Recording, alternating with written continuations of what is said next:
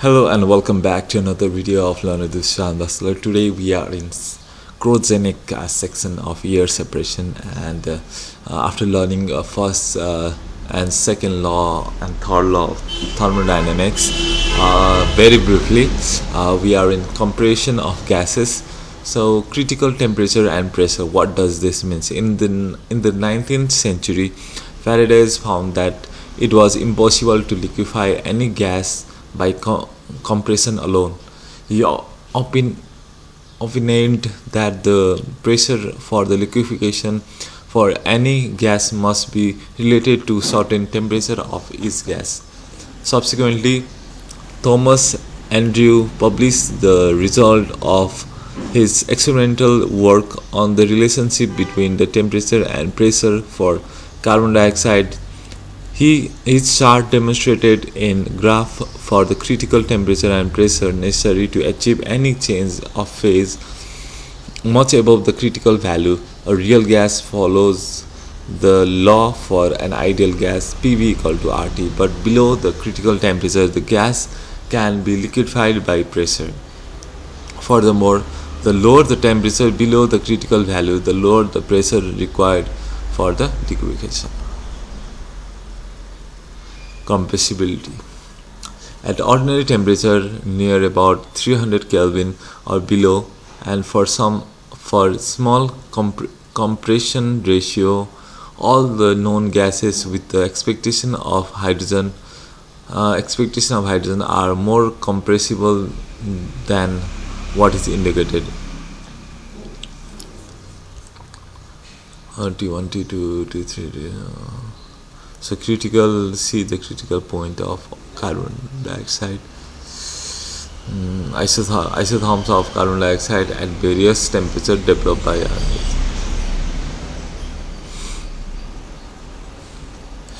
by Boyle's law, PV equal to constant.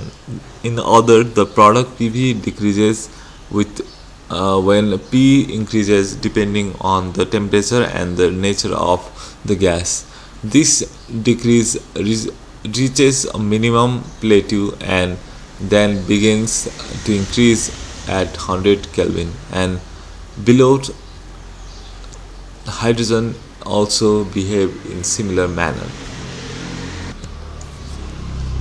A constant pressure change is generally found in cyclic or continuous flow process. Q equal to when temperature change constant pressure dt.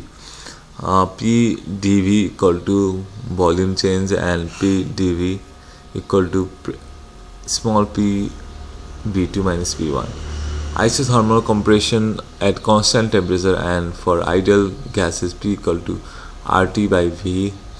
The work done is shown in the following equation. Work done equal to difference between V2 and V1, P into dV, and RT integration of V2 V1 dV by V, which will again generate minus RT V2 by V1 dP by dP. W is equal to minus RT ln P2 by P1. So W equal to minus 2.3026 log P2 by P1 per mole. The above equation holds true for compression or for expansion. They also hold true for only one stage and for one compression ratio, whether the latter is from 1 to 5 bar or 5 to 25 bar. It is also seen that when an ideal gas is compressed isothermally, the quantity of heat equivalent to the work done must be removed from the gas. The amount of heat to be removed is Q calorie equal to W joule by 4.1868.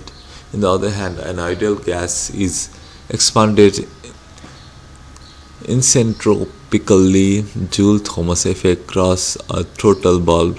The heat that is removed is also expressed as Q calorie equal to Wj divided by 4.1868.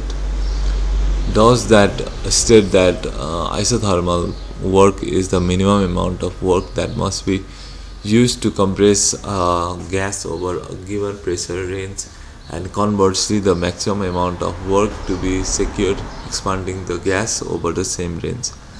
For an adiabatic compression of an ideal gas, the quantity of work required is W is equal to P1 V1 divided by K minus 1 minus P2 divided by P1 K minus 1 by K.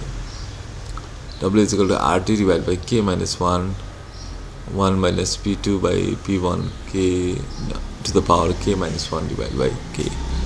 The equation are the theoretical adiabatic work per mole for either compression or expansion, where P1 is the initial pressure and P2 is the final pressure,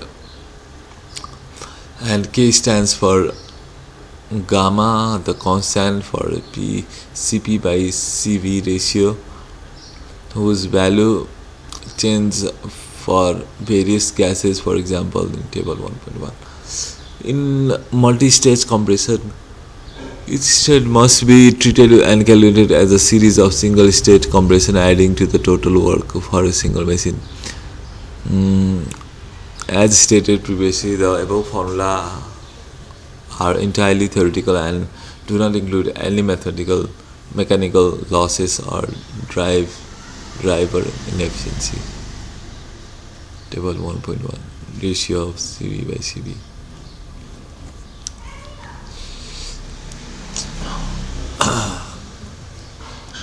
Let's learn this in another class. So thank you for watching. See you in another video. Bye bye. Take care.